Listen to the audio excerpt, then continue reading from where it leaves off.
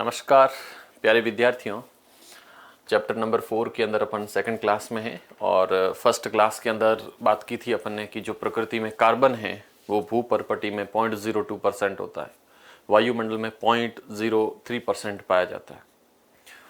Carbon अपनी संयोजकता, जिसकी संयोजकता 4 होती है, तो वो संयोजकता कंप्लीट करने के लिए न तो कार्बन 4 प्लस बना सकता, न कार्बन 4 माइनस बना सकता। तो फिर वो उस प्रॉब्लम को सॉल्व करने के लिए कार्बन इलेक्ट्रॉनों की साझेदारी करके सहसंयोजक बंध बनाता है। और सहसंयोजक बंध में खूब सारे तत्व परमाणु थे, उनके अपन ने सहसंयोजक बंध देखे। फिर कार्बन के कुछ एलोट्रोप्स अपर रूपों के बारे में बात की, जिसमें हीरा, ग्रेफाइट, फुलरीन, उनकी संरचनाएं की, इनके बारे में भी देखा अपन ने। इस क्लास में अपन बात करेंगे एक तो कार्बन की सार्वभौमिक प्रकृति या प्रकृति के अंदर कार्बन के यौगिक सर्वाधिक मात्रा में क्यों पाए जाते हैं, एक तो इस बारे में अपन देखेंगे, है ना। और प्रकृति में कार्बन के जो यौगिक है वो सर्वाधिक मात्रा में पाए क्यों जाते हैं, इसके पीछे अपन रीजन को क्लियरिफाई भी करेंगे। तो फर्स्ट में अपन बात यही करते हैं कि कार्बन की सर्वतोमुखी प्रकृति क्यों है। प्रकृति में कार्बन के यौगिक सर्वाधिक मात्रा में पाए जाते हैं। सबसे ज्यादा अगर मिलियन में, ट्रिलियन में किसी अगर तत्व के कंपाउंड है, यौगिक है, तो वो कार्बन के पाए जाते हैं। और कार्बन के यौगिक प्रकृति में सबसे ज्यादा क्यों पाए जाते हैं, इसके पीछे दो कारण हैं, जिसमें एक कारण का नाम है श्रृंखलन और दूसरा कारण है चतुष्क संयोजकता। कार्बन की संयोजकता 4 है, ये इसका दूसरा कारण है। और कार्बन के यौगिक सबसे ज्यादा पाए जाते हैं, इसका पहला कारण है श्रृंखलन। तो ये श्रृंखलन क्या है और चतुष्क संयोजकता क्या है, इन दोनों चीजों के ऊपर बात करते हैं। श्रृंखलन और चतुष्क संयोजकता पे अपन चले तो बात करते हैं प्रकृति में कार्बन के यौगिक सर्वाधिक मात्रा में क्यों पाए जाते हैं। तो प्रश्न आता है, प्रकृति में कार्बन के यौगिक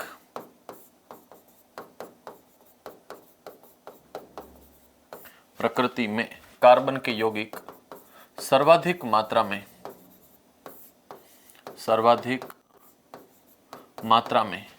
क्यों पाए जाते हैं,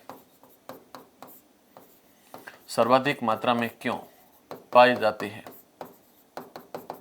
प्रकृति में कार्बन के यौगिक सर्वाधिक मात्रा में क्यों पाए जाते हैं, तो इस रीजन को अपन देखें तो सबसे पहला इसका जो रीजन होता है वो होता है श्रृंखलन और दूसरा इसका कारण है चतुष्क संयोजकता। श्रृंखलन क्या है, इसको अपन अगर देखने की कोशिश करें तो कार्बन में कार्बन के ही परमाणु या अन्य परमाणुओं के साथ या कार्बन के परमाणुओं के साथ जुड़कर के एक बहुत ही लंबी श्रृंखला बनाने की क्षमता रखता है। कार्बन परमाणु के साथ बंध बनाने की एक अद्वितीय क्षमता रखता है और इस बड़ी संख्या में जिससे अणु बनते हैं, तो इस प्रक्रिया को अपन श्रृंखलन या फिर इसको केटिनेशन के नाम से जानते हैं। और इन यौगिकों की जो श्रृंखलाएं बनती है, वो श्रृंखलाएं जब बनती है तो वो एकल बंध के साथ, डबल बंध के साथ, ट्रिपल बंध के साथ बन सकती है। और इस प्रकार के जब लंबी लंबी श्रृंखलाओं के गुण पाए जाते हैं, तो इसी गुण को अपन श्रृंखलन के नाम से जानते हैं, जिसमें सिंगल डबल बंध भी पाए जाते हैं। अगर कार्बन के साथ में बंध बनाते टाइम, श्रृंखलाएं बनाते टाइम एकल बंध से अगर जुड़ता है, कार्बन की चारों संयोजकता अगर सिंगल बंध से कंप्लीट होती है, तो उसको अपन संतृप्त यौगिक कहते हैं। और अगर कार्बन डबल बंध और ट्रिपल बंध से जुड़ता है, तो उसको अपन असंतृप्त यौगिक कहते हैं। कार्बन यौगिकों में जिस सीमा तक श्रृंखलन का गुण पाया जाता है, वो किसी अन्य तत्वों में नहीं मिलता है, इतने इसमें ज्यादा पाए जाते हैं। सिलिकॉन हाइड्रोजन के साथ भी कंपाउंड बनाते हैं, जिसमें 7 या 8 परमाणुओं तक की श्रृंखला हो सकती है।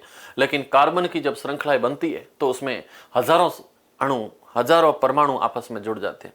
तो ये बहुत ही एक स्थायी संरचना के रूप में भी पाए जाते हैं ना, और स्थायी भी होते हैं, आपस में जुड़ते भी है, जिसके कारण बहुत सारे यौगिक प्राप्त होते हैं। तो फर्स्ट पॉइंट अपन बात करते हैं श्रृंखलन के बारे में। क्यों पाए जाते हैं सबसे ज्यादा यौगिक, इसका पहला कारण होता है श्रृंखलन या इसको अपन कहते हैं केटिनेशन या इसको श्रृंखलन के नाम से जानते हैं, केटिनेशन। केटिनेशन क्या होता है, तो इसकी अपन परिभाषा में लिखते हैं, कार्बन परमाणु अन्य कार्बन परमाणुओं के साथ या दूसरे कार्बन परमाणु के साथ, कार्बन परमाणु दूसरे कार्बन परमाणु के साथ दूसरे कार्बन परमाणु के साथ, कार्बन का परमाणु दूसरे कार्बन परमाणु के साथ जुड़कर लंबी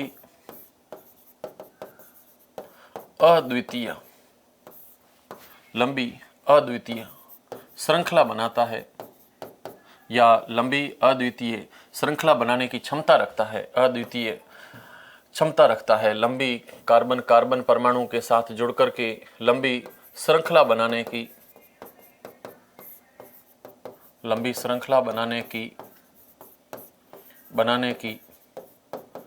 अद्वितीय क्षमता रखता है, लंबी अद्वितीय क्षमता रखता है। इसे या इस गुण को श्रृंखलन कहते हैं, कैटिनेशन कहते हैं, श्रृंखलन कहते हैं। लंबी श्रृंखलाएं बनाता है, इस गुण को श्रृंखलन कहते हैं, इसको कैटिनेशन के नाम से जानते हैं। और जब कार्बन की लंबी श्रृंखलाएं बनती है तो श्रृंखला के अंदर कार्बन परमाणु दूसरे कार्बन परमाणु के साथ सिंगल बंध, डबल बंध और ट्रिपल बंध से भी जुड़ते हैं, है ना। तो नेक्स्ट अपन नोट करते हैं कि कार्बन की श्रृंखलाओं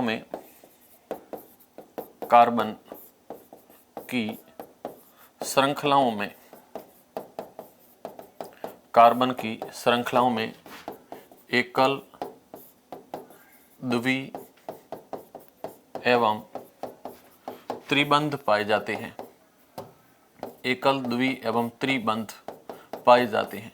कार्बन कार्बन के साथ जब जुड़ते हैं तो उसमें सिंगल, डबल और ट्रिपल बंध पाए जाते हैं। जब कार्बन कार्बन आपस में जुड़ता है और लंबी श्रृंखलाएं बनाता है, अगर उसमें सिंगल बंध होता है तो सिंगल बंध के जितने भी यौगिक होते हैं, है ना, कार्बन परमाणुओं के बीच एकल बंध से जुड़े हुए यौगिकों को संतृप्त यौगिक के नाम से जानते हैं। तो नेक्स्ट लिखते हैं, कार्बन श्रृंखलाओं में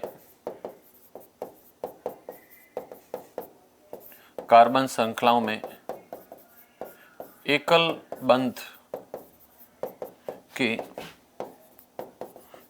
बंध के यौगिकों को संतृप्त यौगिक कहते हैं, संतृप्त कार्बनिक यौगिक कहते हैं।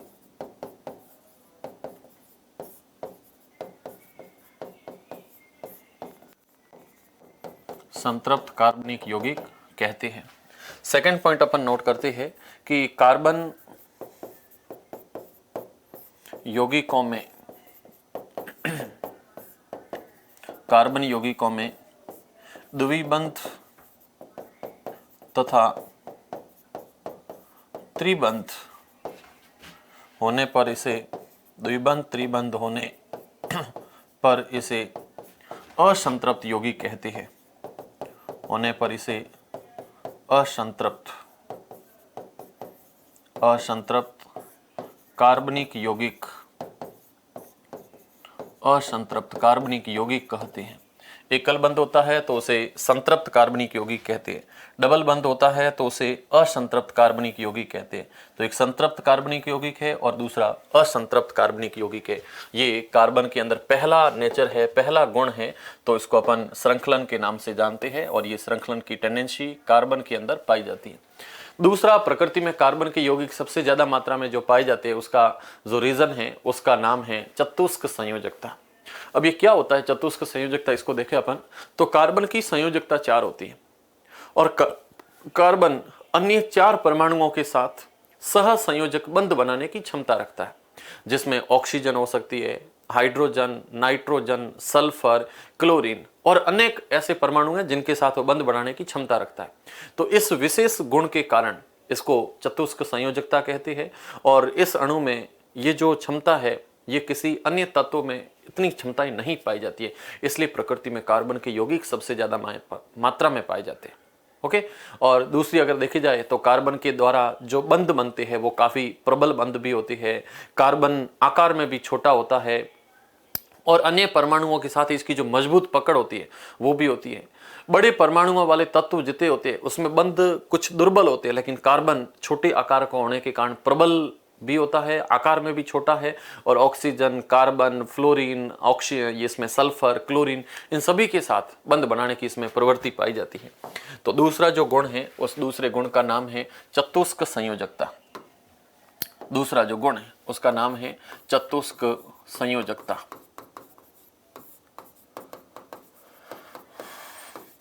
चतुष्क संयोजकता, या इसको कहते हैं tetravalency.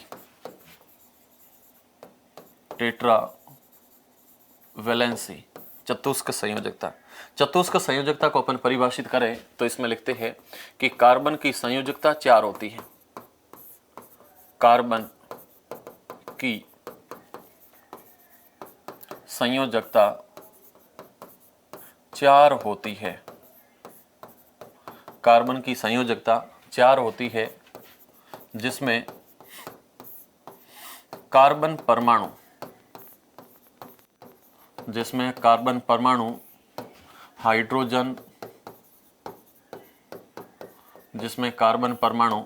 Hydrogen, comma oxygen, hydrogen oxygen के साथ में नाइट्रोजन के साथ में देखोगे तो क्लोरीन, सल्फर के साथ इलेक्ट्रॉनों की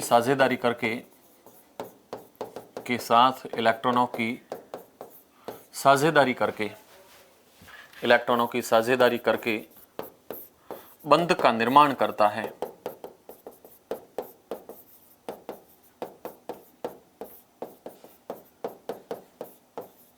साझेदारी करके बंधों का निर्माण करता है। और ये जो टेंडेंसी है ये किसी अन्य तत्वों में, किसी अन्य परमाणु में नहीं पाई जाती है। इसके साथ में छोटा सा पॉइंट और भी रहता है कि बंध क्यों पाए जाते हैं सबसे ज्यादा। तीसरा कारण ये है कि कार्बन का छोटा आकार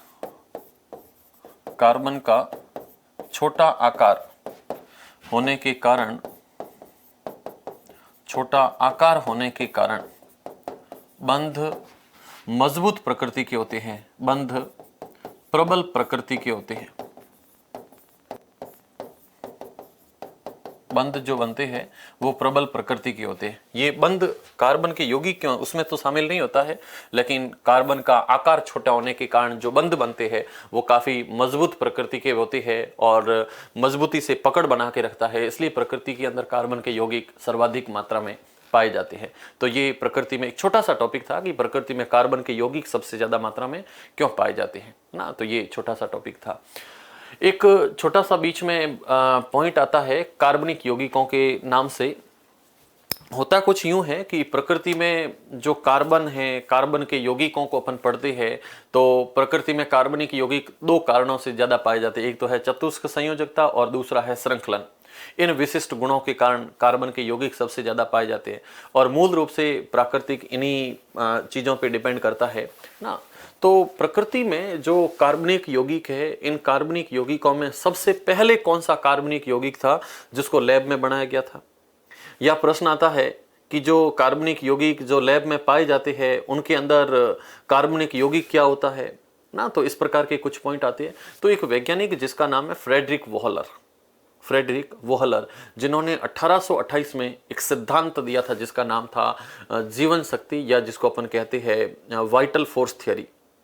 जीवन शक्ति में वैज्ञानिक फ्रेडरिक वोहलर कहते हैं कि कार्बनिक यौगिकों का संश्लेषण केवल जीव जंतुओं से होता है और पेड़ पौधों से इसका संश्लेषण संभव नहीं है। और उसके बाद में जो साइंटिस्ट थे बर्जिलियस, उन्होंने तो जैव शक्ति सिद्धांत दिया था। और इस जैव शक्ति सिद्धांत है ऐसा करके सबसे पहले बर्जिलियस ने बताया था। और फ्रेडरिक वोहलर ने 1828 के अंदर अमोनियम साइनेट से सबसे पहले यूरिया का निर्माण करके प्रमाणित किया था कि लैब के अंदर भी कार्बनिक यौगिक पाए जाते हैं, बनाए जा सकते हैं। जबकि वैज्ञानिक जो बर्जिलियस थे उन्होंने 1815 के अंदर ये स्पष्ट कर दिया था कि किसी भी कार्बनिक यौगिक का निर्माण लैब में नहीं हो सकता।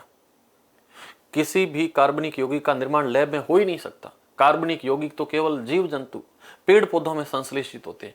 जीवन में ऐसी शक्ति है, ऐसा सबसे पहले कार्बनिक यौगिकों के बारे में वैज्ञानिक बर्जीलियस कह के गए थे। तो मूल रूप से प्राकृतिक जितने भी कार्बनिक यौगिक है वो केवल जीवों में निर्मित होते हैं। ये जीवों के अंदर से कार्बनिक यौगिक जब संश्लेषित होते तो इसको जैव शक्ति सिद्धांत कहा गया, या इसके अंदर एक जीवन शक्ति थी। लेकिन फ्रेडरिक वोहलर ने इस जैव शक्ति सिद्धांत का खंडन किया और उन्होंने सबसे पहले अमोनियम साइनेट से यूरिया का निर्माण करके ये प्रमाणित भी किया, है ना। और उसके बाद में कार्बाइड, कार्बोनेट, बाइकार्बोनेट, इस प्रकार के खूब सारे लवण प्रकृति में निर्मित होने लगे। तो अगला पॉइंट आता है जैव शक्ति सिद्धांत। जैव शक्ति सिद्धांत अंग्रेज इसको कहते हैं vital force theory. Vital force theory, vital force theory.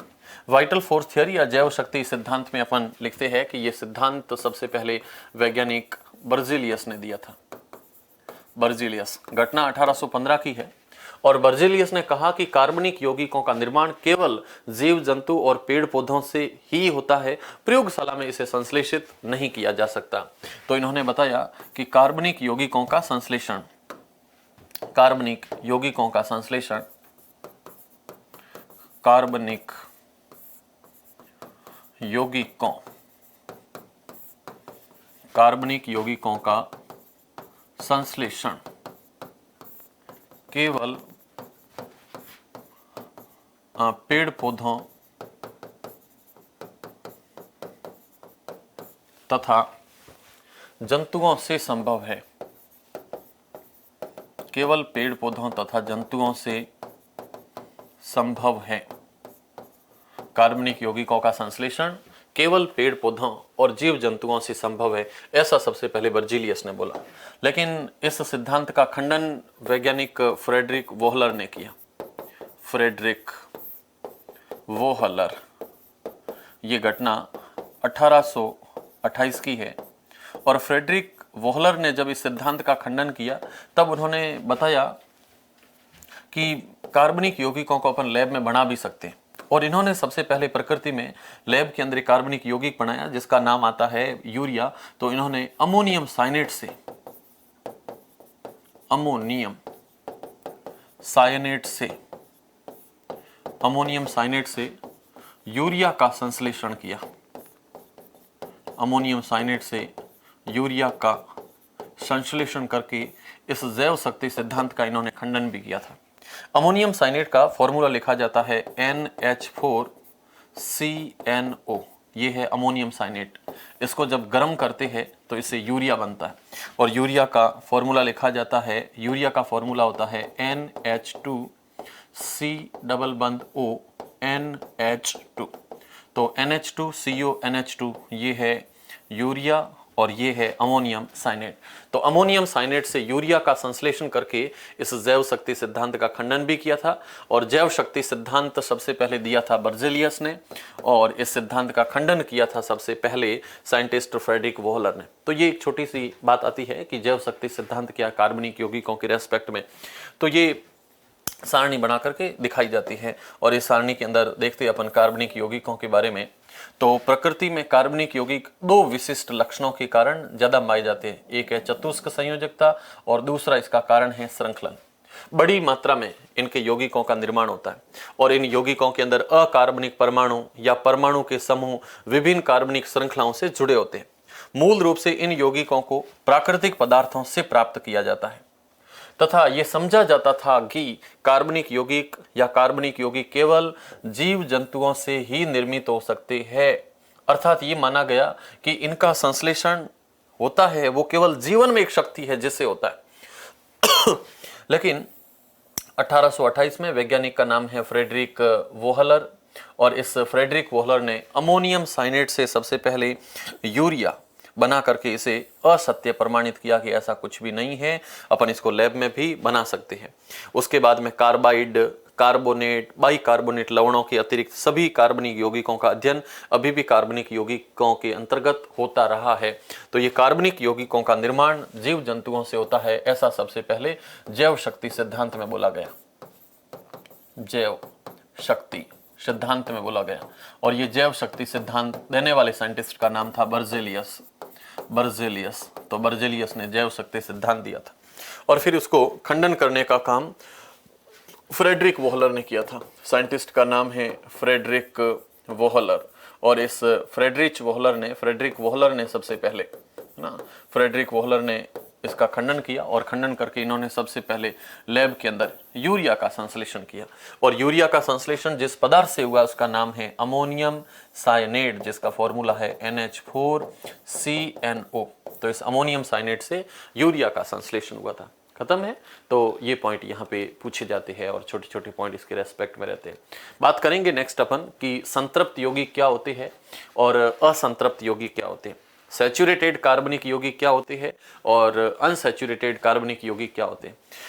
पिछली क्लास में जस्ट फर्स्ट क्लास में अपन ने देखा था एक मेथेन के बारे में और अपन ने ऐसा देखा भी था कि मेथेन की जो संरचना थी उसमें CH4 के अंदर 4 सहसंयोजक बंध थे जिसमें कार्बन हाइड्रोजन के बीच में, और 4 सहसंयोजक बंधों में सब एकल बंध थे। जब किसी कार्बनिक यौगिक में एकल बंध पाए जाते हैं, कार्बन कार्बन के बीच में, कार्बन हाइड्रोजन के बीच में, कोई भी कार्बन का यौगिक जिसमें अगर सिंगल बंध है तो कार्बन कार्बन के यौगिक कार्बन हाइड्रोजन के बीच में, कार्बन कार्बन के बीच में अगर एकल बंध पाए जाते हैं तो एकल बंधों के लिए जितने भी यौगिक बनते हैं उन सभी यौगिकों को अपन संतृप्त यौगिक कहते हैं ना। मेथेन की संरचना भी अपन समझ चुके थे। उसके बाद में अगर एथेन की संरचना देखें, प्रोपेन, ब्यूटेन, ये सारी संरचना होती है जिसमें अगर एकल बंध पाया जाता है तो उनको अपन नॉर्मली संतृप्त यौगिकों के नाम से जानते हैं। और जब संतृप्त यौगिक बनते हैं तो उसमें एकल बंध रहते हैं। और अगर कार्बन कार्बन के बीच में डबल बंध पाया जाता है या फिर ट्रिपल बंध पाया जाता है तो ऐसे यौगिकों को अपन असंतृप्त यौगिकों के नाम से जानते हैं। तो कार्बन कार्बन के बीच में अगर एकल बंध होता है या कार्बन की चारों संयोजकताएं एकल बंध से पूरी होती है तो उसको अपन संतृप्त यौगिक कहते हैं। और कार्बन की चारों संयोजकताएं डबल बंध या ट्रिपल बंध से कंप्लीट होती है तो इन यौगिकों को अपन असंतृप्त कार्बनिक यौगिकों के नाम से जानते हैं। Okay, yes. तो नेक्स्ट हेडिंग नोट करते हैं, संतृप्त कार्बनिक यौगिक। संतृप्त कार्बनिक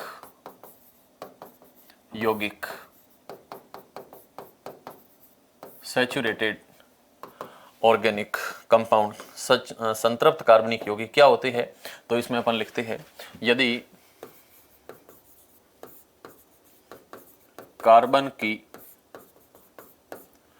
कार्बन की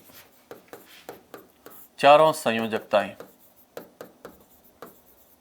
यदि कार्बन की चारों संयोजकताएं एकल बंध द्वारा, चारों संयोजकताएं एकल बंध द्वारा संतुष्ट होती है, एकल बंध द्वारा संतुष्ट होती है तो इसे संतृप्त कार्बनिक यौगिक कहते हैं। तो इसे संतृप्त कार्बनिक यौगिक कहते हैं, संतृप्त कार्बनिक यौगिक कहते हैं।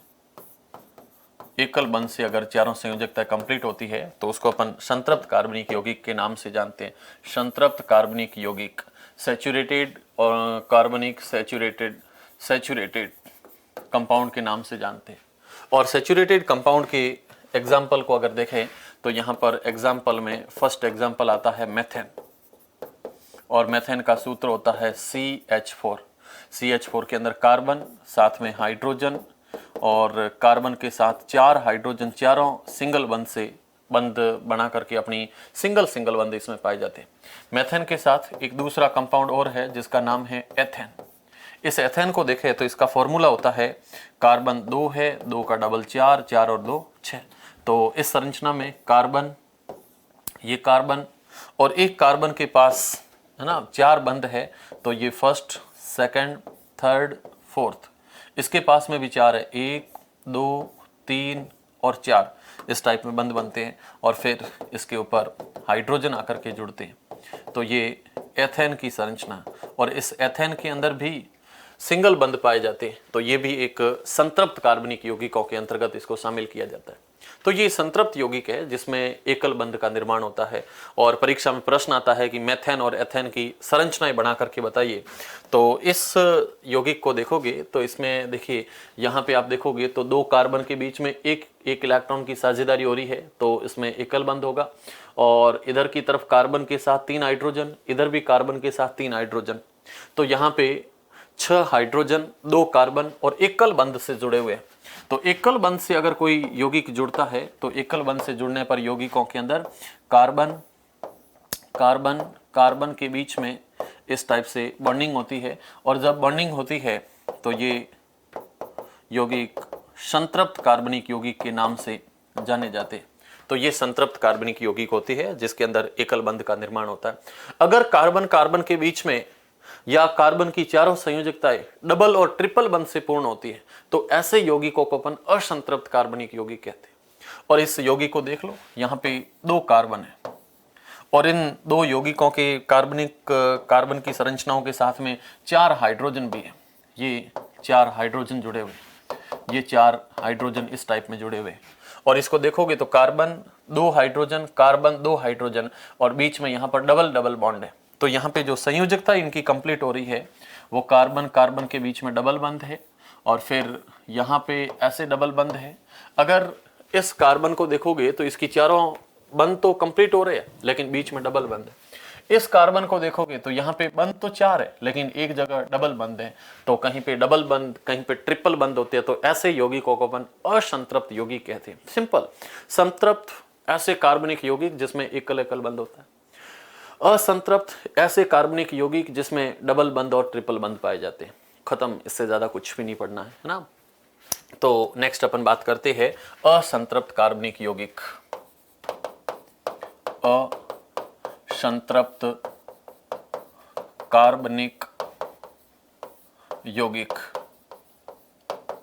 असंतृप्त कार्बनिक यौगिक। असंतृप्त कार्बनिक यौगिक होता क्या है तो इसकी अपन परिभाषा में लिखते हैं, जब कार्बनिक यौगिकों में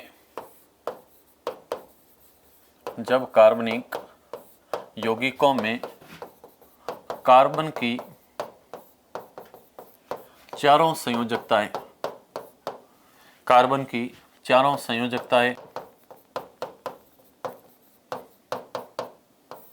द्विबंध या त्रिबंध से पूर्ण होती है। द्विबंध या त्रिबंध से पूर्ण होती है। द्विबंध या त्रिबंध से पूर्ण होती है तो इसे असंतृप्त यौगिक कहते हैं। तो इसे असंतृप्त कार्बनिक यौगिक कहते हैं। असंतृप्त कार्बनिक यौगिक कहते हैं। बस इसमें शर्त यही है कि कार्बन कार्बन के बीच में कहीं न कहीं डबल बंध होगा या फिर कार्बन कार्बन के बीच में कहीं न कहीं ट्रिपल बंध होगा। तो ये कार्बन के बीच में ट्रिपल बंध हो सकता है या फिर कार्बन कार्बन के बीच में डबल बंध भी हो सकता है। तो इस टाइप के जब यौगिक बनते हैं तो उन यौगिकों को अपन असंतृप्त कार्बनिक यौगिकों के नाम से जानते हैं। डबल बंध कैसे बनता है तो इसको अपन यहाँ देख सकते हैं। जैसे ये कार्बन है और ये कार्बन है और इस कार्बन को अपन जब दिखाए तो इसका एग्जाम्पल आता है एथीन। एथीन का फॉर्मूला होता है कार्बन 2 हाइड्रोजन 4, कार्बन 2 हाइड्रोजन 4। और इसको दिखाए अपन तो इस कार्बन के पास में 1 2 3 4 है ना। इसके पास में 1 2 3 4 ऐसे इसके पास में इलेक्ट्रॉन है। फिर यहाँ पे अगर देखा है तो ये हाइड्रोजन इनके पास में एक एक इलेक्ट्रॉन है। इधर हाइड्रोजन और यहाँ हाइड्रोजन इनके पास एक एक इलेक्ट्रॉन है। और जब यहाँ पे साझेदारी होती है तो साझेदारी के अंदर कार्बन हाइड्रोजन के बीच, ये कार्बन हाइड्रोजन के बीच साझेदारी, ये कार्बन हाइड्रोजन के बीच साझेदारी और इधर की तरफ कार्बन और हाइड्रोजन के बीच साझेदारी होती है। यहाँ जो कार्बन है ये कार्बन इलेक्ट्रॉन तो ऐसे 8 कंप्लीट कर लेगा लेकिन कार्बन कार्बन के बीच में 2-2 इलेक्ट्रॉनों की साझेदारी हो रही है। तो 2-2 इलेक्ट्रॉनों की साझेदारी होगी तो यहाँ पे डबल बंध का निर्माण हो जाएगा। और इस हिसाब से जब संरचना बनती है तो यहाँ पे कार्बन कार्बन के बीच में डबल बंध और फिर यहाँ ऐसे सिंगल बंध आ जाते हैं, यहाँ पे ऐसे सिंगल बंध आ जाते हैं। तो यहाँ पे शर्त है कि कार्बन कार्बन के बीच में डबल बंध और ट्रिपल बंध आने चाहिए। तो ऐसे यौगिकों को अपन असंतृप्त यौगिकों के नाम से जानते हैं। समझ में आ रहा होगा। तो कार्बन कार्बन के बीच में एकल बंध तो संतृप्त, डबल और ट्रिपल बंध तो उसको असंतृप्त के नाम से जानते हैं। तो ये यहाँ पर असंतृप्त यौगिकों का निर्माण होता है। और असंतृप्त में इस संरचना को दिखाते जिसको अपन कहते हैं एथीन। और प्रश्न आता है कि एथीन की इलेक्ट्रॉनिक बिंदु संरचना दिखाइए। तो ये एथीन की इलेक्ट्रॉनिक बिंदु संरचना है और इसको साधारण में अपन ऐसे नोट करते हैं, साधारण में ऐसे नोट करते हैं। ये साधारण रूप से एथीन को नोट किया जाता है। उसी टाइप में अपन एथाइन का भी निर्माण कर सकते हैं। एथाइन को मैं अगर दिखाऊं तो ये संरचना यहाँ पे अपन एथाइन को दिखाते हैं। तो एथाइन के अंदर कार्बन, ये दूसरा कार्बन यौगिक जिसका नाम है एथाइन। तो अपन एथाइन की संरचना बनाने जा रहे हैं। एथाइन में देखोगे तो कार्बन 2 होंगे, 2 का डबल होगा 4 और 4 है ना, तो 4 में 2 गए, पीछे 2 बचेंगे। तो यहाँ पे C2H2 ये तो इसका एथाइन का सूत्र हो जाएगा। इसके पास में देखोगे तो एक हाइड्रोजन इधर की तरफ है और एक हाइड्रोजन इधर की तरफ है। एक कार्बन के पास में नंबर ऑफ इलेक्ट्रॉन जो होते हैं वो टोटल 4 होते हैं बाह्यतम कोश में। तो 1 2 3 और 4 ये इस कार्बन के इलेक्ट्रॉन है। इधर कार्बन के पास फिर 4 इलेक्ट्रॉन है, ये 4 इलेक्ट्रॉन है। हाइड्रोजन के पास देखोगे तो इलेक्ट्रॉन एक ही होता है और इस हाइड्रोजन के पास भी इलेक्ट्रॉन एक ही होता है। लेकिन जब यहाँ पे साझेदारी होती है तो साझेदारी के अंतर्गत यहाँ से देखोगे तो ये कार्बन और हाइड्रोजन में हाइड्रोजन ने अपने बंध कंप्लीट कर लिए, यहाँ से हाइड्रोजन ने अपने बंध कंप्लीट कर लिए। कार्बन को देखोगे तो ये कार्बन यहाँ से बंध ऐसे बनाएगा। इस कार्बन को देखोगे तो ये कार्बन यहाँ से बंध ऐसे बनाएगा।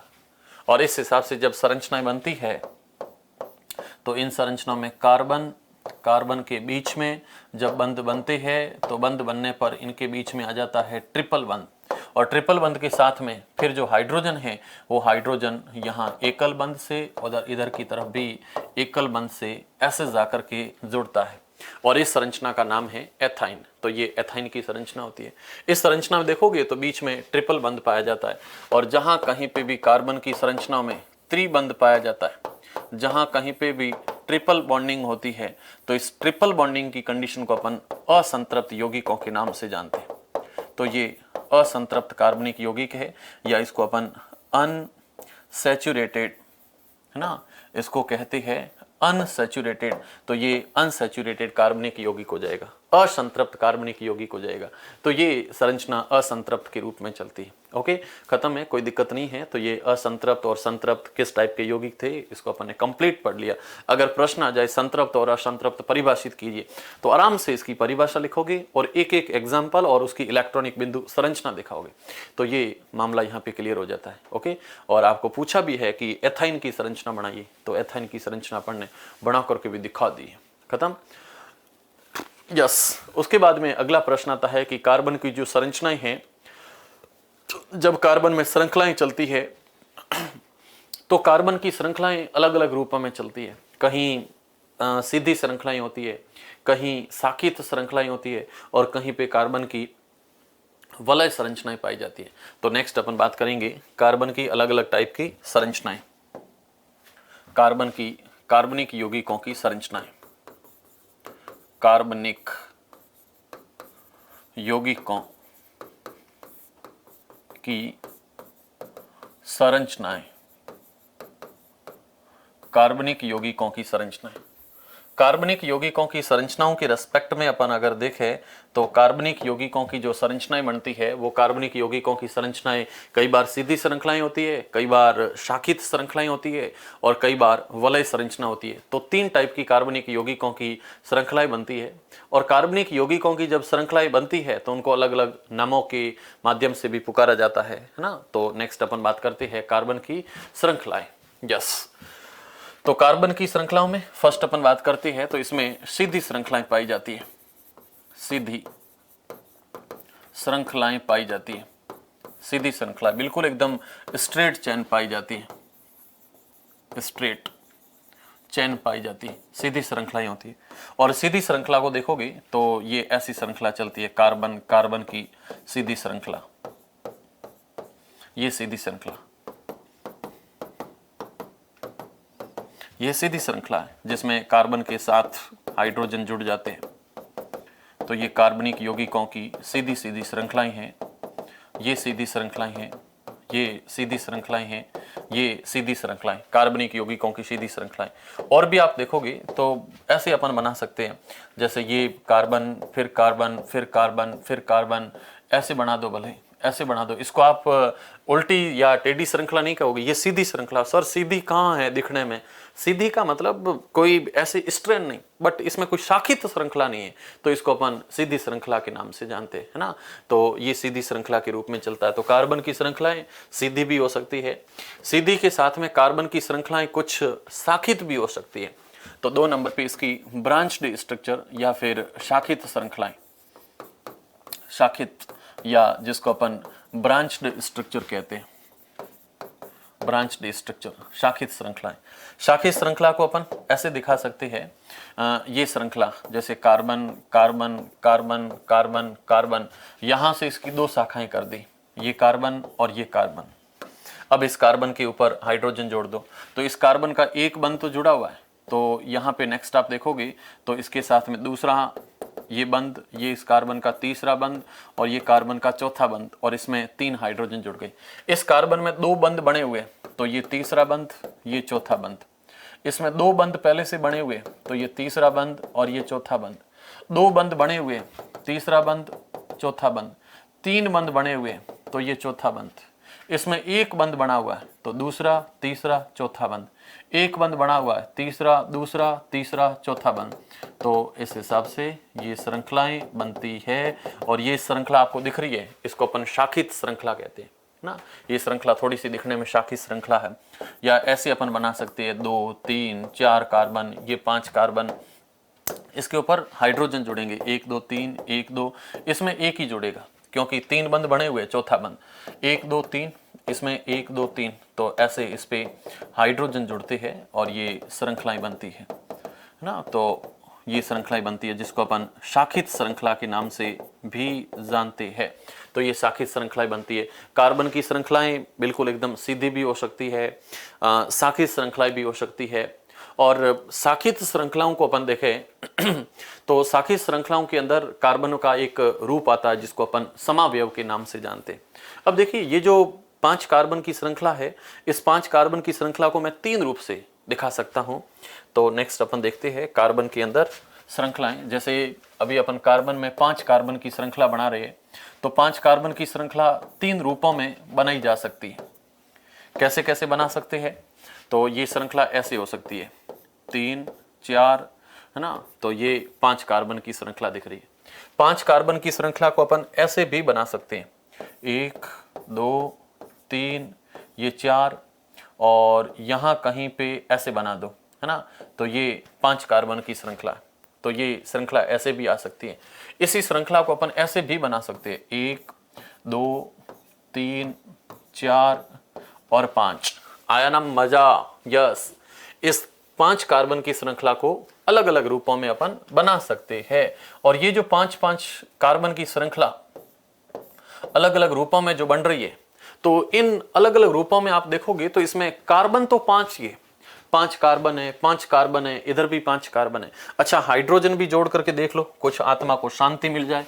तो ये 1 2 3 4 5 6 7 8 9 10 11 12, इसमें 12 हाइड्रोजन जुड़े। कार्बन 5 हाइड्रोजन 12, कार्बन 5 हाइड्रोजन 12 आकर के यहाँ पे जुड़ गए। इसमें देखोगे 1 2 3 4 5, इधर बाबा आराम से, तो ये 6 7 8 9 10 11 12, तो इस पे भी हाइड्रोजन जुड़ गए हैं 12। ये हाइड्रोजन 12, कार्बन इसमें 5, तो इसमें कार्बन है 5, हाइड्रोजन है 12। ओके, इसमें देख लो तो इसमें एक बंद तो है, तो 2 3 4 5 6 7 8 9 10 11 12, अरे कहाँ जा रहा हूँ, 3 6 9 और 12, क्या जा रहा हूँ मैं। तो ये 1 2 3 4 5 6 7 8 9 10, 11 और 12, तो इसमें भी 12, इसमें भी कार्बन है 5, हाइड्रोजन है 12, इसमें भी कार्बन 5, हाइड्रोजन 12, इसमें भी कार्बन 5 और हाइड्रोजन 12। लेकिन देख लो, कार्बन 5-5 की अपन श्रृंखलाएं बना रहे हैं और इन सभी श्रृंखलाओं में सूत्र सभी के समान है, लेकिन संरचनाएं अलग अलग है। इस संरचना को देखोगे तो ये संरचना बिल्कुल एकदम सीधी श्रृंखला है। इस श्रृंखला को देखोगे तो ऐसे करके वाई आकार की है, उस श्रृंखला को देखोगे तो ऐसे यूं प्लस टाइप की है। तो अपन नोट करते हैं कि ऐसे कार्बनिक यौगिक जिनके सूत्र समान लेकिन संरचनाएं अलग अलग होती हैं, तो ऐसे कार्बनिक यौगिकों को अपन समावयव के नाम से जानते हैं। और प्रश्न आता है प्रकृति में पेंटेन के कितने समावयव पाए जाते हैं। ये जो फॉर्मूला ना, कार्बन 5 हाइड्रोजन 12, इस यौगिक को नाम देते हैं पेंटेन। तो इस पेंटेन के समावयव पाए जाते हैं टोटल 3। कार्बन के 3 समावयव पाए जाते हैं, कार्बन के 3 आइसोमर पाए जाते हैं। आइसो का मतलब समान, मर का मतलब इकाइयां, तो इसकी 3 इकाइयां एक समान पाई जाती है। और इन 3 समावयव इकाइयों को अपन नाम देते हैं अलग अलग। तो इसका नाम है, बिल्कुल सिंपल संरचना है, तो इसका नाम है नॉर्मल पेंटेन। क्या नाम है? Normal pentane. इसका नाम देखोगे तो ये है आइसोपेंटेन। आइसोपेंटेन। और इस संरचना का नाम है नियोपेंटेन। नियोपेंटेन, ये नियोपेंटेन। तो प्रश्न आता है कि समावयव क्या है, किसे कहते हैं। तो बात करते हैं नेक्स्ट अपन समावयवता के ऊपर। समावयवता अंग्रेजी इसको कहते हैं आइसोमेरिज्म। आइसोमेरिज्म क्या है, समावयवता क्या होती है? तो समावयवता को अपन परिभाषित करते हैं कार्बन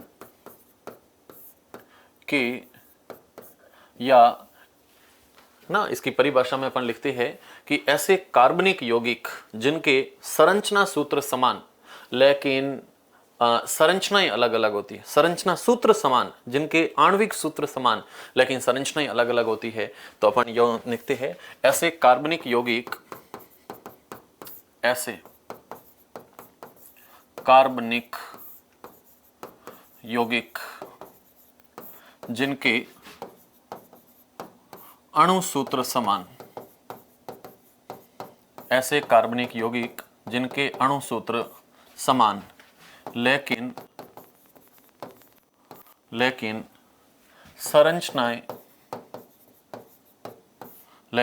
संरचनाएं यौगिकों की संरचनाएं अलग अलग होती है, लेकिन संरचनाएं अलग अलग होती है, संरचनाएं अलग अलग होती है, तो इसे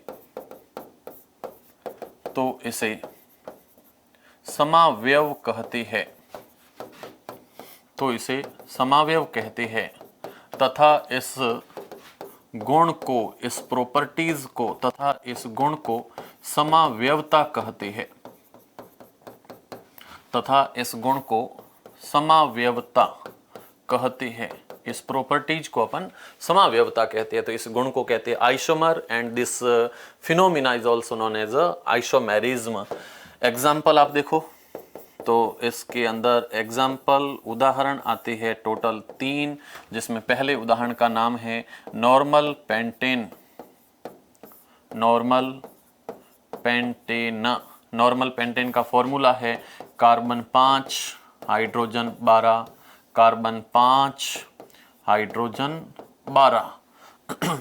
दूसरा इसमें एग्जाम्पल है आइसो पेंटेन। आइसोपेंटेन, इसका भी कार्बन 5 हाइड्रोजन 12। तीसरा है नियोपेंटेन। नियोपेंटेन,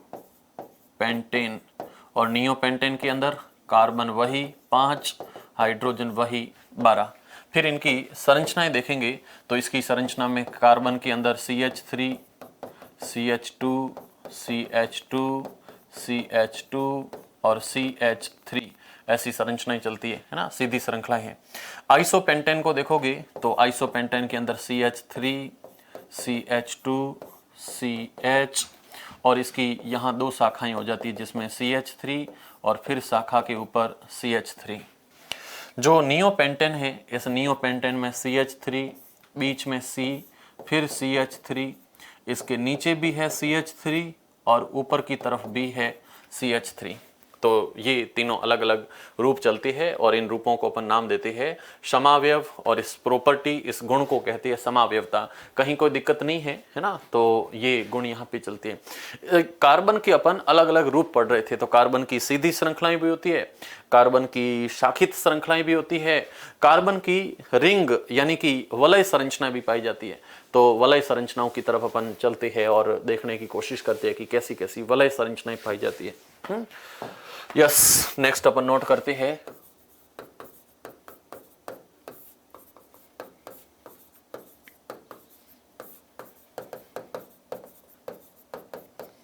कार्बन की वलय संरचनाएं, रिंग स्ट्रक्चर कैसी होती है।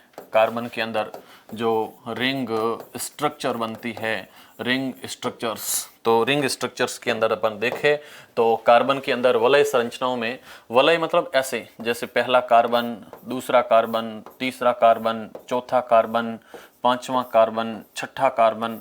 अगर ये श्रृंखलाएं जिसमें श्रृंखला का पहला कार्बन और अंतिम कार्बन आपस में जुड़ जाता है, तो ऐसे यौगिक जो बनते हैं इसको अपन वलय संरचनाएं कहते हैं।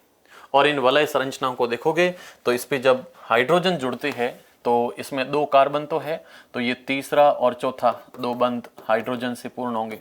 यहाँ पे 2 बंध ऐसे जुड़ेंगे, यहाँ पे 2 बंध ऐसे आके जुड़ेंगे, यहाँ पे 2 बंध वापस आकर के ऐसे जुड़ेंगे, यहाँ पे अगेन 2 बंध ऐसे जाकर के जुड़ेंगे, यहाँ पे भी 2 बंध आकर के ऐसे जुड़ जाते हैं।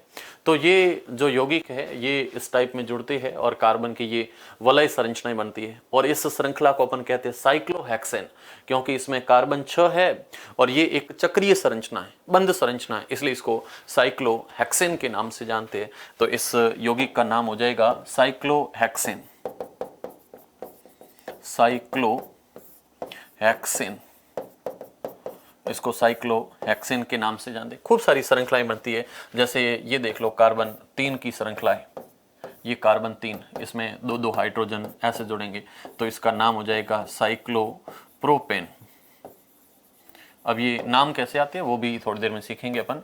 ये 4 कार्बन की श्रृंखलाएं हैं, तो 4 कार्बन पे ऐसे हाइड्रोजन आकर के जुड़ेंगे, तो इसका नाम हो जाएगा साइक्लो, है ना। और ये 4 कार्बन की है, तो ये 3 की है प्रोपेन और 4 को अपन कहते हैं ब्यूटेन, तो ये साइक्लो ब्यूटेन, इस टाइप की संरचना आती है। अगर 5 कार्बन की श्रृंखलाएं हैं तो 5 कार्बन की श्रृंखला में इसका नाम हो जाएगा साइक्लोपेंटेन, तो ये 5 कार्बन की साइक्लोपेंटेन। 6 कार्बन की तो साइक्लोहेक्सेन के नाम से आते हैं। तो ये साइक्लोपेंटेन, साइक्लोहेक्सेन, ये सब संरचनाएं होती है ना। तो ये साइक्लोपेंटेन, साइक्लोहेक्सेन, ये संरचनाएं चलती है। तो कार्बन की सीधी श्रृंखलाएं भी होती है, शाखित श्रृंखलाएं भी होती है और कार्बन की वलय संरचनाएं भी होती है। तो 3 टाइप की कार्बन की श्रृंखलाएं पाई जाती है। और ये सारे के सारे जो यौगिक है, ये सारे के सारे यौगिक कार्बन के जो पाए जाते हैं, ये सारे के सारे यौगिक कार्बन और हाइड्रोजन से मिलकर के बनते हैं। और कार्बन तथा हाइड्रोजन से मिलकर के जब यौगिक बनते हैं तो इन यौगिकों को अपन हाइड्रोकार्बन कहते हैं ना। तो कार्बन तथा हाइड्रोजन से मिलकर के बने यौगिकों को हाइड्रोकार्बन के नाम से जानते हैं। तो अगला पॉइंट आता है कि हाइड्रोकार्बन क्या है। हाइड्रोकार्बन, हाइड्रोकार्बन, तो हाइड्रोकार्बन क्या होता है। तो हाइड्रोकार्बन सिंपल हाइड्रोकार्बन, इस हाइड्रोकार्बन की अपन परिभाषा लिखते हैं कि कार्बन तथा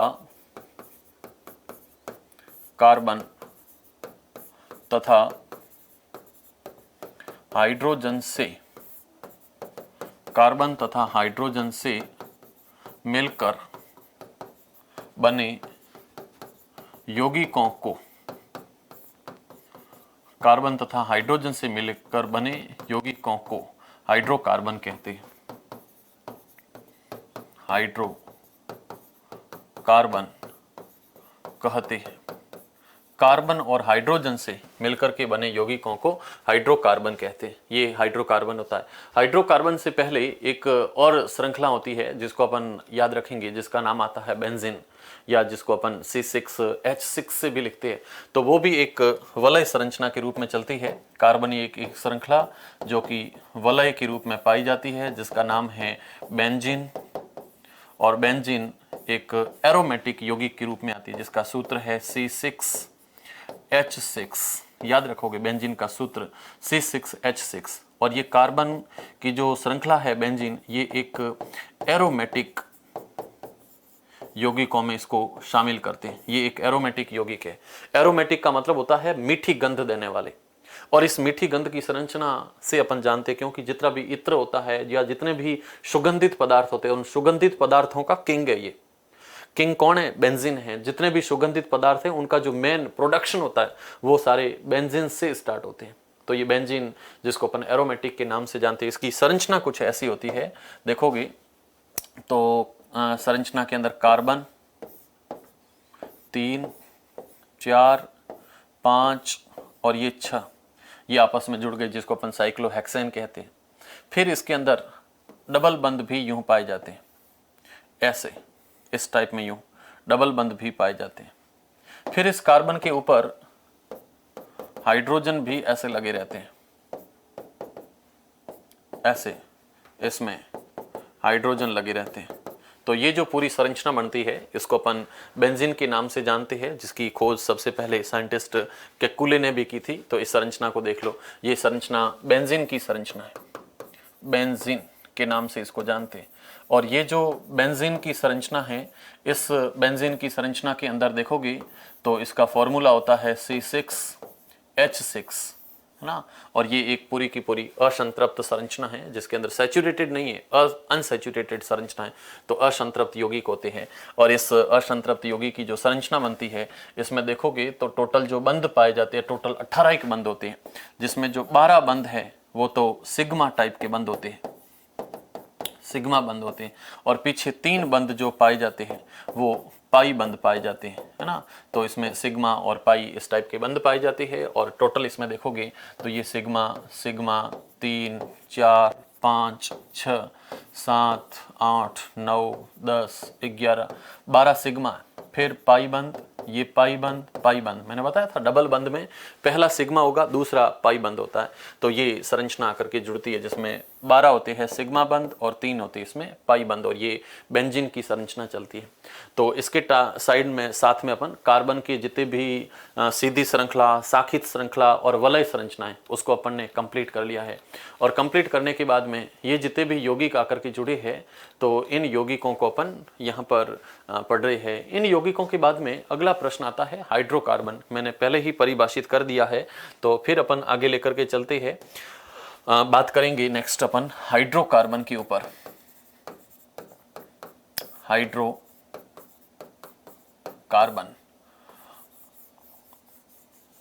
हाइड्रोकार्बन क्या है, किस किस रूप में चलते हैं, इसको अपन देखें। तो हाइड्रोकार्बन की सिंपल परिभाषा कहती है कि कार्बन तथा हाइड्रोजन से मिलकर के, कार्बन तथा हाइड्रोजन से जुड़कर के बने यौगिकों को हाइड्रोकार्बन के नाम से जानते हैं। और ये जो हाइड्रोकार्बन यौगिक है, ये प्रकृति में 2 प्रकार के होते हैं। एक होते हैं संतृप्त हाइड्रोकार्बन यौगिक और एक होते हैं असंतृप्त हाइड्रोकार्बनिक यौगिक। जिसमें सिंगल बंध है तो वो संतृप्त है, और जिसमें डबल और ट्रिपल होता है तो वो सारे असंतृप्त होते हैं। तो हाइड्रोकार्बन मोस्टली 2 टाइप के होते हैं। एक होते हैं संतृप्त कार्बनिक यौगिक और एक होते हैं असंतृप्त कार्बनिक यौगिक। तो संतृप्त हाइड्रोकार्बन, संतृप्त हाइड्रोकार्बन, और दूसरे है असंतृप्त हाइड्रोकार्बन। तो ये 2 टाइप के होते हैं, संतृप्त हाइड्रोकार्बन और असंतृप्त हाइड्रोकार्बन। जो संतृप्त हाइड्रोकार्बन होते हैं तो इनके अंदर हमेशा कार्बन कार्बन के बीच में एकल बंध पाया जाता है, कार्बन कार्बन के बीच में एकल बंध पाया जाता है। और अगर असंतृप्त हाइड्रोकार्बन है तो इनके अंदर 2 टाइप की संरचनाएं होती है। इनके अंदर कार्बन कार्बन के बीच में डबल बंध होगा या फिर कार्बन कार्बन के बीच में ट्रिपल बंध पाया जाता है। अगर कार्बन कार्बन के बीच में द्विबंध होता है या कार्बन कार्बन के बीच में त्रिबंध होता है तो इनकी श्रृंखलाओं के, इनकी श्रेणियों के नाम भी कुछ अलग हो जाते हैं। तो कार्बन कार्बन के यौगिकों में अलग अलग टाइप के बंध पाए जाते हैं। अगर कार्बन कार्बन के बीच में एकल बंध है तो एकल बंध की श्रेणी को अपन एल्केन श्रेणी कहते हैं। अगर कार्बन कार्बन के बीच में एकल बंध पाया जाता है तो इस श्रेणी को एल्केन श्रेणी कहते हैं। और अगर कार्बन कार्बन के बीच में डबल बंध पाया जाता है तो इस श्रेणी को एल्कीन श्रेणी कहते हैं। डबल बंध की जो श्रेणी है इस श्रेणी को एल्कीन श्रेणी कहते हैं। और कार्बन कार्बन के बीच में अगर ट्रिपल बंध होते हैं तो इसके जितने भी यौगिक है उनको एल्काइन श्रेणी कहते हैं। एल्काइन श्रेणी के नाम से इसको जानते हैं। तो कार्बन कार्बन के अंदर दो टाइप के यौगिक है, संतृप्त असंतृप्त। संतृप्त में सारे के सारे एल्केन श्रेणी के यौगिक है। एकल बंध के जितने भी यौगिक नेचर में पाए जाते प्रकृति में वो सारे एल्केन श्रेणी के यौगिक है। डबल बंध के यौगिकों की श्रेणी के पूरे परिवार के तत्वों को एल्कीन कहते हैं और ट्रिपल बंध है उसको एल्काइन कहते हैं। Sir sir sir sir sir sir क्या हो रहा है ये? तो नेक्स्ट अपन देखें, एल्केन श्रेणी है तो इसका एक सामान्य सूत्र भी पूछा जाता है।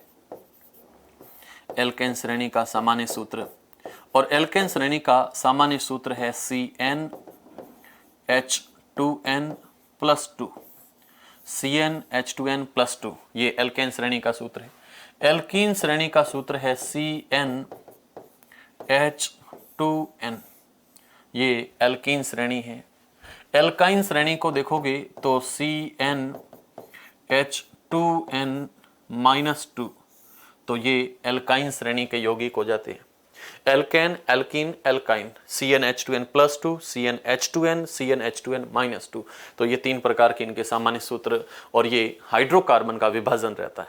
ओके, तो ये हाइड्रोकार्बन है। अब अपन बात करते हैं कार्बनिक यौगिकों के नामकरण के ऊपर, है ना। जितने भी कार्बन के यौगिक है इन कार्बनिक यौगिकों का नामकरण कैसे किया जाता है ना, किस टाइप से किया जाता है। तो नामकरण की श्रृंखलाओं की तरफ अपन चलते हैं। कार्बनिक यौगिकों के नामकरण में एल्केन, एल्कीन, एल्काइन किस टाइप से श्रेणियां आती है, कैसे उनका नामकरण करते हैं, क्या उसमें अनुलग्न होता है, क्या उसमें पूर्व लग्न होता है, इन सारी चीज़ों को लेकर के अपन चलते हैं।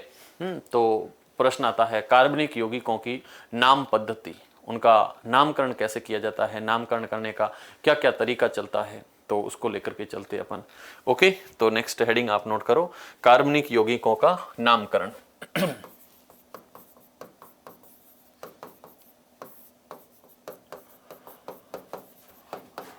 कार्बनिक यौगिकों का नामकरण। कार्बनिक यौगिकों का नामकरण, किसी का भी आप नाम देख लो ना, नाम के अंदर मोस्टली दो शब्द उसमें होते ही है, जैसे रघुवीर, सेजु।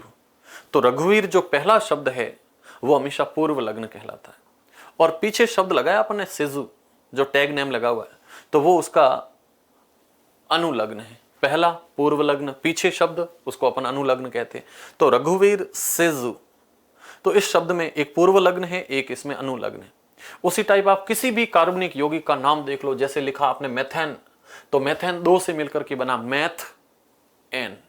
अच्छा, इसलिए मेथेन है, यस। उसमें जो मेथेन में मैथ है उसको अपन पूर्व लग्न कहते हैं, एन उसको अनुलग्न कहते हैं। तो किसी भी यौगिक का जब नाम लिखते हैं तो उस नाम लिखने के तरीके के अंदर उसमें दो शब्दों का यूज करते हैं, एक होता है पूर्व लग्न और एक होता है उसके अंदर अनुलग्न।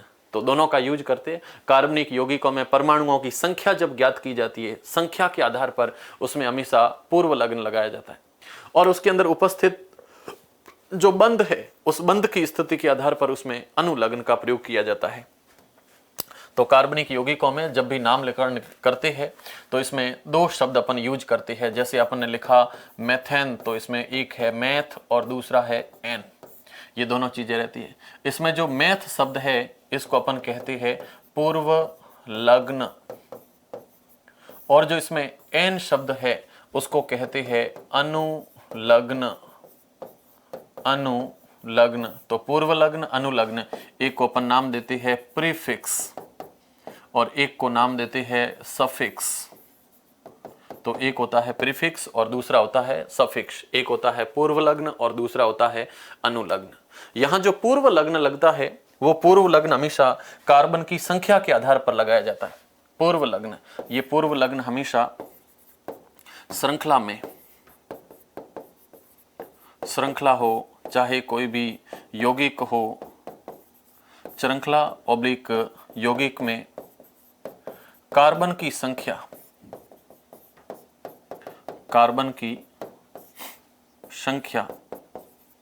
के आधार पर प्रयुक्त होता है। कार्बन की संख्या के आधार पर इसका प्रयोग किया जाता है। जो अनुलग्न लगाया जाता है, ये अनुलग्न कोई भी श्रृंखला हो, चाहे कोई भी यौगिक हो, उसमें बंध के आधार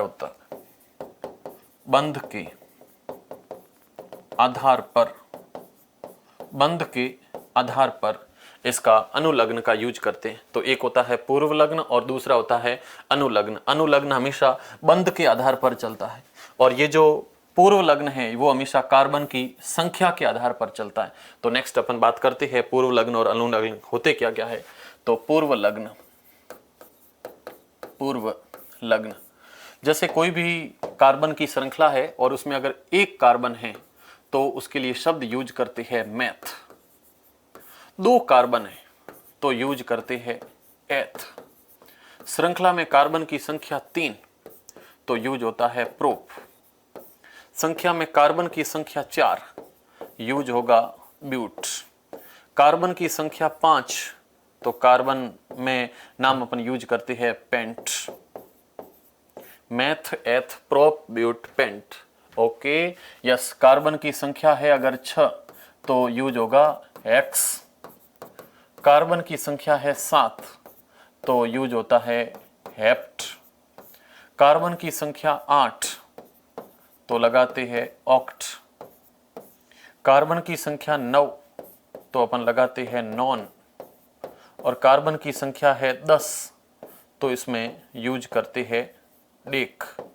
तो ये इसमें मोस्टली लगाए जाते हैं meth, eth, prop, but, pent, hex, hept, oct, non और डेक।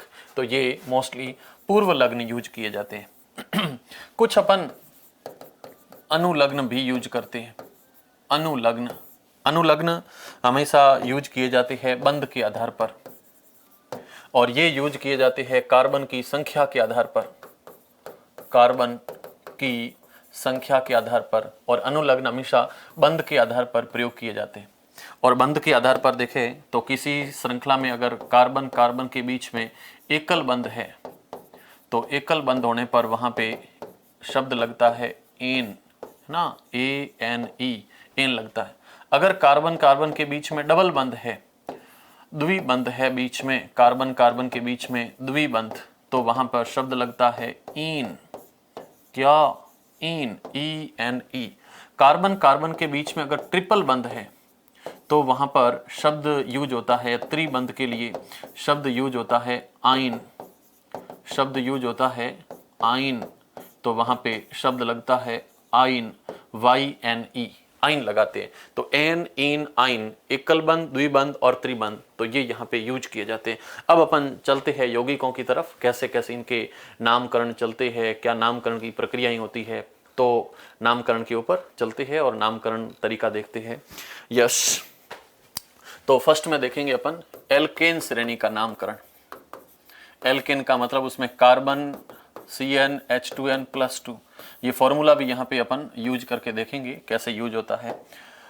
जैसे अगर कार्बन की संख्या 1 है ना, कार्बन 1 ही है, तो कार्बन N का मतलब अपन लिख लिया कार्बन 1 है। तो हाइड्रोजन के लिए N का डबल करो तो 1 का डबल हो गया 2, 2 में 2 जोड़ो तो यहाँ पे लिखोगे 4। कार्बन 1 है तो हाइड्रोजन 4 आएंगे।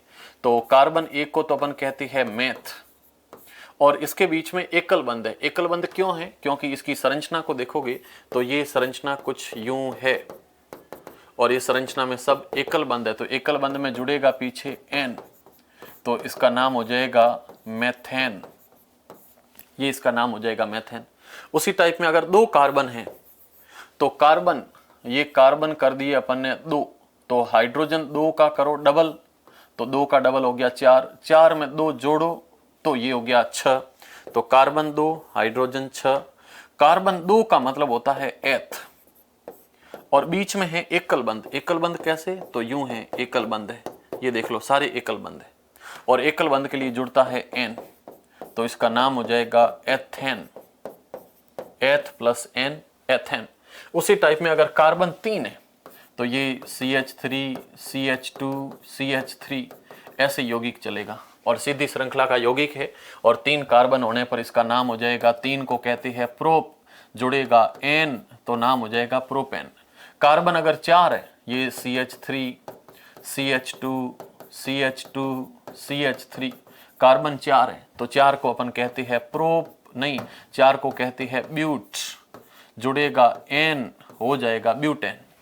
कार्बन अगर 5 है तो ये CH3 CH2 CH2 CH2 और CH3, तो यहाँ पे कार्बन टोटल 5, और 5 कार्बन होने पर इसको अपन नाम देते हैं पेंटेन। कार्बन अगर 6 हो जाए, CH3 CH2 CH2 CH2 CH2 CH3, कितने हो गए, ज्यादा तो नहीं हुए, 6 कार्बन है और बीच में एकल बंध है, तो 6 कार्बन को कहते हैं हेक्स, जुड़ेगा पीछे एन तो इसका नाम हो जाएगा हेक्सेन, है ना। तो ये कुछ इसके नाम चलते हैं, methane, ethane, propane, butane, pentane, hexane, heptane, octane, नोनेन, decane, ये सब एकल बंध में चलते हैं, जिसको अपन एल्केन श्रेणी कहते हैं। अगर कार्बन कार्बन के बीच में डबल बंध है तो उसको अपन एल्कीन श्रेणी कहते हैं, और एल्कीन श्रेणी का यौगिक कहता है कि जितने कार्बन है उसका जस्ट हाइड्रोजन डबल होगा, कार्बन 2 हाइड्रोजन 4। अच्छा ध्यान रखना, एल्कीन श्रेणी का पहला जो यौगिक होगा वो कम से कम 2 कार्बन का होगा, एक कार्बन का तो हो ही नहीं सकता, क्योंकि एक कार्बन होगा तो सामने डबल बंध कौन बनाएगा, हाइड्रोजन की औकात नहीं है। तो नेक्स्ट अपन बात करते हैं एल्कीन श्रेणी का नामकरण। एल्कीन श्रेणी का नामकरण, और एल्कीन श्रेणी के नामकरण में चलते हैं तो इसका फॉर्मूला है CnH2n, ये CnH2n, और इसका जो प्रथम यौगिक होता है एल्कीन श्रेणी का प्रथम यौगिक, ये प्रथम यौगिक न्यूनतम 2 कार्बन युक्त होता है, न्यूनतम 2 कार्बन युक्त होता है, इसमें कम से कम 2 कार्बन होते हैं। पहला जो यौगिक होता है उसमें कम से कम 2 कार्बन होते हैं, और 2 कार्बन से इसका पहला यौगिक हमेशा स्टार्ट होता है ना, तो 2 कार्बन रहती है, पहले यौगिक में 2 कार्बन चलते हैं। नेक्स्ट अपन अगर देखें तो कार्बनिक यौगिकों की जो श्रृंखलाएं और श्रेणियां चलती है, तो इसके अंदर नामकरण में अपन चले तो नामकरण के तरीकों के अंदर फर्स्ट अपन यौगिक देखते हैं, तो पहला का 2 कार्बन युक्त होगा, तो यहाँ पे कार्बन 2, अगर कार्बन 2 है तो हाइड्रोजन 2 का डबल कर दो, देखो लिखा हुआ 2n, n तो ये 2n, तो 2n अगर करोगे यहाँ पे तो 2n हो जाएगा हाइड्रोजन, इसका डबल करोगे तो 4। श्रृंखला ऐसी होगी, कार्बन बीच में डबल बंध, हाइड्रोजन 4, 1 2 3 4, ये इसकी श्रृंखला। 2 कार्बन का मतलब होता है एथ, प्लस इस श्रृंखला में जुड़ता है पीछे इन, है ना, इसमें जो अनुलग्न लगता है वो आता है इन, तो एथ प्लस इन, तो इसका नाम हो जाएगा एथीन, शायद दिक्कत नहीं होगी, एथीन। नेक्स्ट अपन देखे 2 नंबर पे, तो कार्बन अगर 3 करे तो हाइड्रोजन 6 होगा, तो इसकी श्रृंखला में 3 कार्बन को अपन कहते हैं प्रोप, जुड़ेगा पीछे इन, तो इसका नाम हो जाएगा, 3 कार्बन है तो इसका नाम हो जाएगा प्रोपीन, ये हो जाएगा प्रोपीन। अगर कार्बन 4 ले अपन, ये 4, तो इसका डबल करे तो 8, तो इसका 4 को कहते हैं ब्यूट, प्लस इन तो नाम हो जाएगा ब्यूटीन। कार्बन अगर 5 तो 10, तो इसका नाम हो जाएगा, 5 को कहते हैं पेंट, प्लस जुड़ेगा इन, नाम हो जाएगा पेंटीन। कार्बन अगर 6 का डबल 12, है ना, तो इसका नाम हो जाएगा हेक्स प्लस इन, तो ये हेक्सिन नाम हो जाएगा।